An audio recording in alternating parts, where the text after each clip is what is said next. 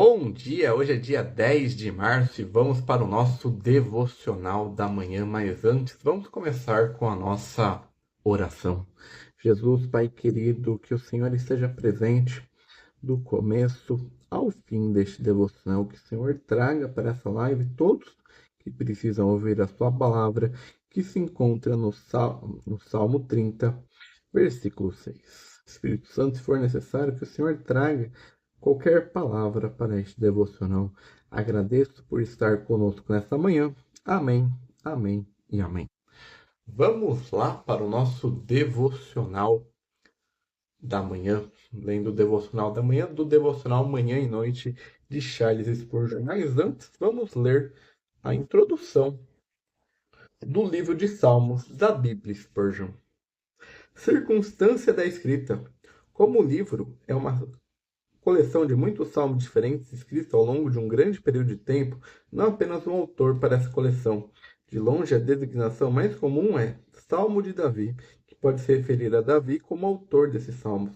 O papel dele como músico na corte de Saul, bem como suas muitas experiências como pastor, soldado e rei, o torna um provável candidato desses salmos. O problema é que a menção do nome de Davi nos títulos consiste em uma construção hebraica ambígua. Trata-se de uma preposição ligada ao nome dele. Outros títulos incluem a designação de Salomão, 72 e o 172, Asaf, 50 e do 70 ao 83, os filhos de Corá, 42, 44 e do 44 ao 49, Etan, Salmo 89, Emã, filho de Corá, 88 e Moisés, 90. Todos usam a mesma proposição hebraica que aparece no nome de Davi e, portanto, têm a mesma ambiguidade em relação à autoria. No caso de Asaf, embora ele fosse um dos principais músicos de Davi, o próprio nome passou a ser associado a um grupo de músicos com o mesmo nome.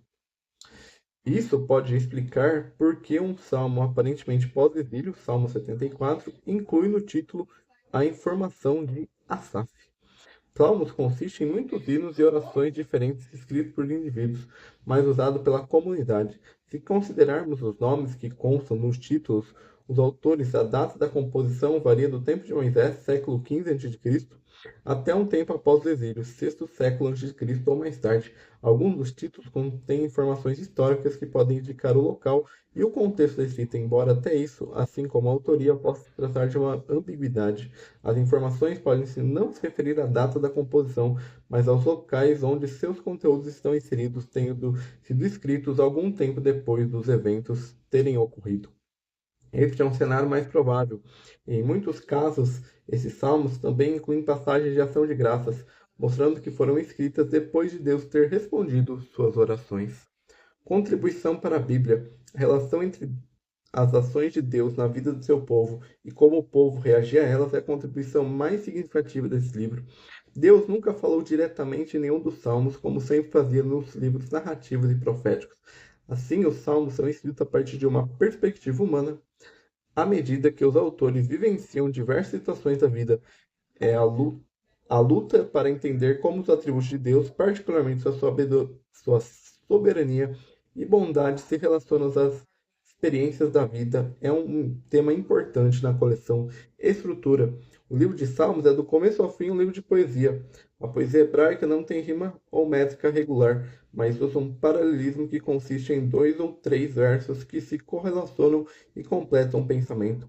Uma parte do paralelismo se trata de um sinônimo, onde o segundo verso ecoa o primeiro.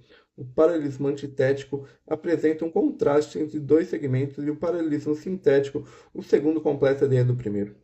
Os salmos podem ser divididos em classes: hinos, do 145 ao 150, e cânticos de ação de graças, 30 e 32, salmos de lamento, 38 e 30,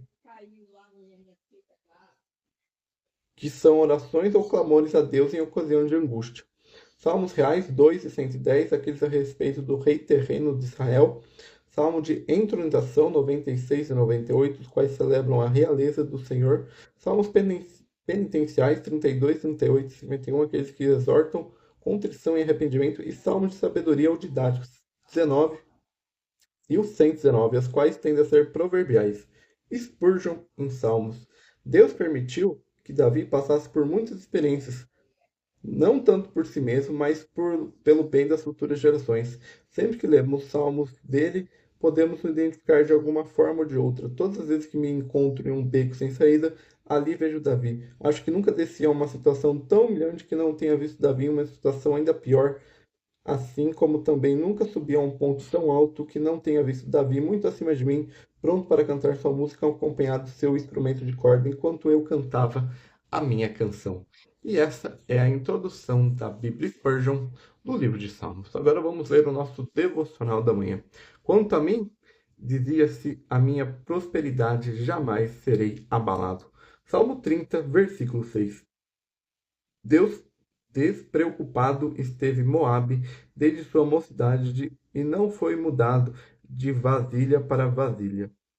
De riqueza, de riqueza ao homem, deixe seus navios tragarem continuamente casas, para casa cargas valiosas. Deixe que os ventos e ondas parecem ser seus servos suportados o peso de suas embarcações sobre a poderosa profundeza. Desde que suas terras produzem abundantemente, desde que o clima seja propício às suas plantações, desde que o sucesso interrupto recaia sobre ele, desde que permaneça como um mercador de sucesso entre os homens que desfrute saúde continuada, permite tranquilidade e olhar brilhante para andar pelo mundo livre e viver alegremente. Dê a ele o espírito dinâmico, deixe que tenha perpetuamente música em seus lábios e seus olhos estejam sempre brilhando de alegria. E consequência natural de tal estado de facilidade para qualquer homem, mesmo que seja o melhor cristão que já respirou, será a presunção. Até mesmo Davi disse: jamais serei abalado, e não somos melhores que Davi, nem a metade dos bons quanto ele. Irmão, cuidado com os lugares macios do caminho. Se você está pisando ou se caminhando, ou se o caminho é duro, agradeça a Deus por isso. Se Deus sempre nos balance no berço da prosperidade, se fôssemos sempre embalados no joelho da fortuna, se não tivéssemos alguma mancha na coluna de alabastro, se não houvesse algumas nuvens no céu, se não tivessem algumas gotas amargas no vinho dessa vida, poderíamos ficar intoxicados com prazer. E sonharíamos estar de pé, e estaremos de pé, mas seria em cima de um pináculo. Como homens sonolentos sobre o mastro, estaríamos em perigo a cada momento. Então vamos bendizer a Deus por nossas aflições, agradecer-lhes por nossas mudanças, exaltar seu nome pela perda de uma propriedade, porque sentimos que se ele não estivesse castigando, poderíamos nos sentir seguros demais. A propriedade mundana contínua é a prova de fogo. Aflições, embora pareçam severas, na misericórdia são enviadas. Então, é o que Paulo diz: em tudo dai graças. E esse é o nosso devocional da manhã. Mais tarde, às 8 horas, nós voltamos com o devocional da noite lá no TikTok, por volta das 8 horas.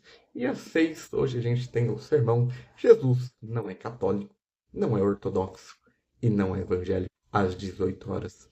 Então espero que você assista, tenha um bom resto de terça-feira e até o